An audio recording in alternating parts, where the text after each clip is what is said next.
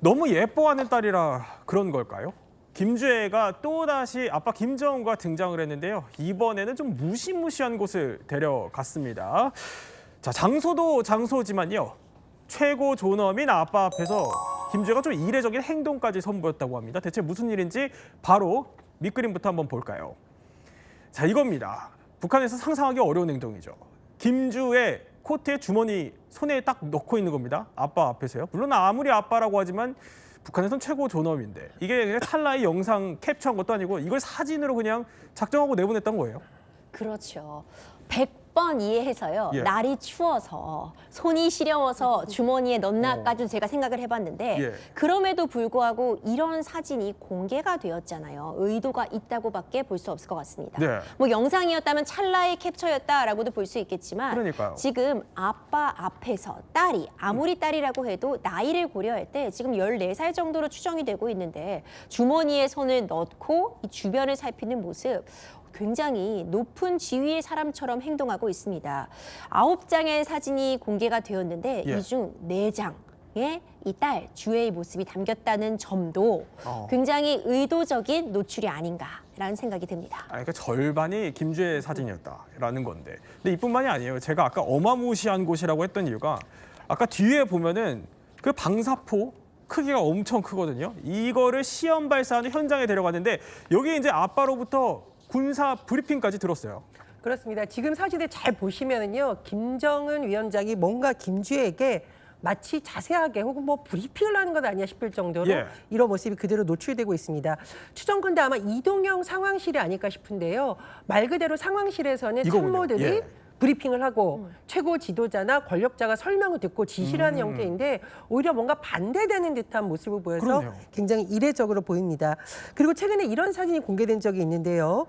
김주애는 앉아 있고 김정은은 옆에 서서 함께 시험 사격을 지켜보는 상황도 공개됐다라고 하는데 사실 김정은 위원장이 현장을 다니다가 예. 좀 건강상의 문제 때문인지 의자에 앉거나 이런 모습이 노출된 적이 있거든요. 그런데 이렇게 뭔가 중심에 김주애가 있고 오히려 김정은이 뭔가 설명해주는 듯한 이 모습을 노골적으로 웹에 공개한 것은 사실상 후계자로서의 존재감을 부각시켜주는 의도다. 이런 해석도 나옵니다. 사실 우리로서 상상하기 힘들어요. 사실 뭐 13살, 14살 딸에게는 예절 교육 같은 걸 가르쳐야 되는데 지금 미사일 교육 가르치는 거냐. 뭐 굉장히 좀 이례적인 장면 같아 보이는데 좀 더 자세히 한번 볼게요. 보면은 자, 이 장면인데요. 제일 밑에 보이는 게 저게 잿더리입니다. 근데 잿더리가 있는 걸로 봐서는 원래 이제 아빠 김정은이 앉아 있어야 하는 자리인데 거기에 지금 딸이 앉아 있는 거고요. 저걸 김주애가 직접 보게 한 건데 저게 언제냐면요. 저 뒤에 보면은 방사포가 날아가는 바로 그 순간을 지켜보게 한 거예요. 그렇습니다. 방사포가 날아가는 모습, 이것은 북한으로서의 여러 가지 안보, 군사 관련한 중요한 현장이라는 의미가 있고 예. 대내적으로 북한의 군사력을 과시하는 또는 지도력을 과시하려는 공개적인 행보로 볼 수 있습니다. 그런 자리에서 어떻게 보면 우리가 왜 센터라고 하잖아요. 중앙의 가장 중요한 자리에 김주애가 앉아 있고 김정은 그리고 아주 소수의 인물만 있는 모습을 부각한다는 것은 그만큼 김주애의 정치적 위상이 높다라는 것을 보여주는 의도로 해석합니다. 시점도 중요한데요. 노동당 9차 대회 곧 열릴 것으로 예정이 되어 있는데 이 시점을 앞두고 이런 모습을 공개했다라는 것. 그리고 김정은이 현장을 참관하면서 핵 타격 능력 강화를 언급했다라는 것. 이런 두 가지 점이 맞물려서 더 관심을 끌고 있습니다. 자, 심지어 오늘 조선중앙TV에 이제 공개된 사진들 중에는요. 아까 이제 4장의 김주애 사진이라고 했는데 김정은이 혼자 찍힌 사진은 한 장도 없었습니다. 어쨌든 김정은이 지금 북한에선 최고 지도자인데 도대체 북한은 왜 이렇게까지 하는 걸까요? 전문가는 이렇게 봅니다. 최근 김정은보다 김주애를 더 앞세우는 경향이 있죠. 단독으로 행사 의전을 받는다든지 또 정중앙에 위치한다든지 아니면 직접 현지 지도 모습을 보인다든지 김정일 같은 경우에도 말기 후계자가 안착이 된 상태에서 보여줬던 행동들을 초기에 보여주고 있고요. 이례적으로 빠른 편이다 이렇게 볼 수 있죠. 그런 기본적인 매뉴얼들이 김주애에서는 깨지고 있어요. 상당히 파격적인 후계자 홍보를 보이고 있다 이렇게. 자, 그러니까 뭐 선대 때 매뉴얼 이런 거 필요 없고 그냥 김정은이 김정은 방식으로 밀어주기 하고 있다 이런 얘기입니다. 이제 이걸 뒷배로 둔 김주애 입장에서는 본인도 자신감이 굉장한 것 같습니다. 행동 변화를 한번 저희가 살펴봤는데요.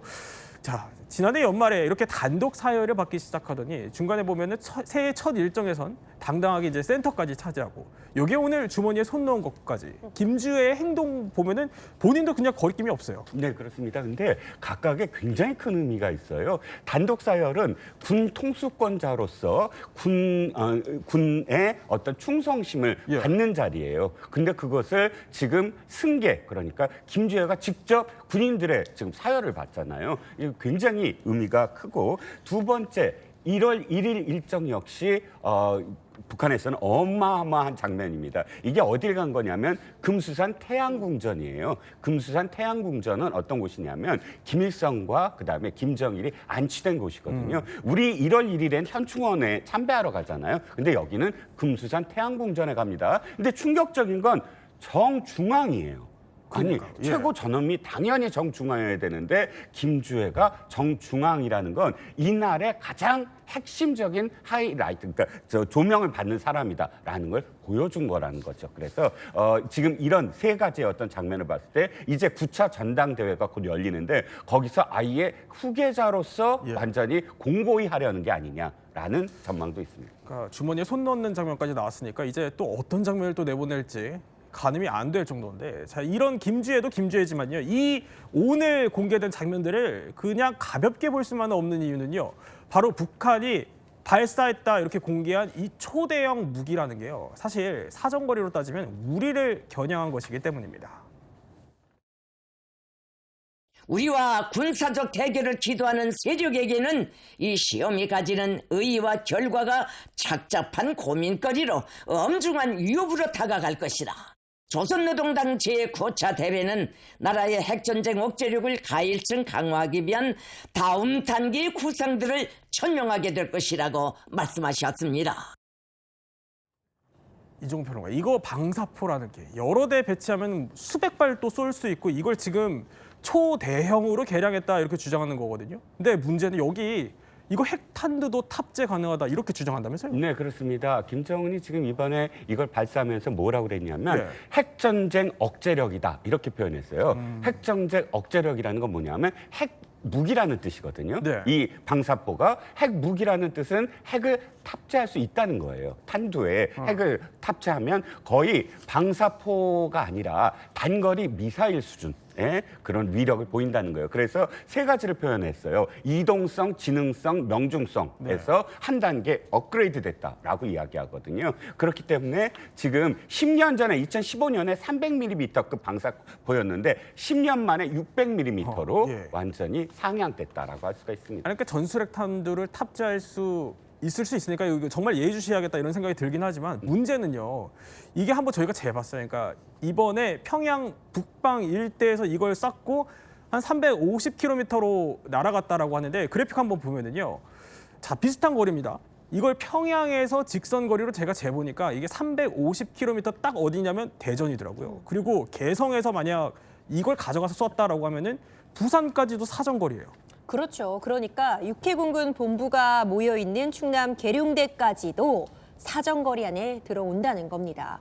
그러니까 결국 350km 정도 날아간다는 건 네. 북한 입장에서 보자면 충분히 남한까지 가게 할 수 있다. 언제든 쏠 수 있다. 어떤 본인들의 힘을 과시하기 위한 의도가 있었던 것은 분명해 보이고요. 예. 실제로 이 사정거리 안에 들어오고 있기 때문에 이에 대해서 우리도 대비책 마련이 좀 시급해 보입니다. 또 대전하면은 계룡대가 있잖아요. 그렇죠. 육해공 본부가 있는 만큼 또 예의주시해야겠다 이런 생각이 듭니다.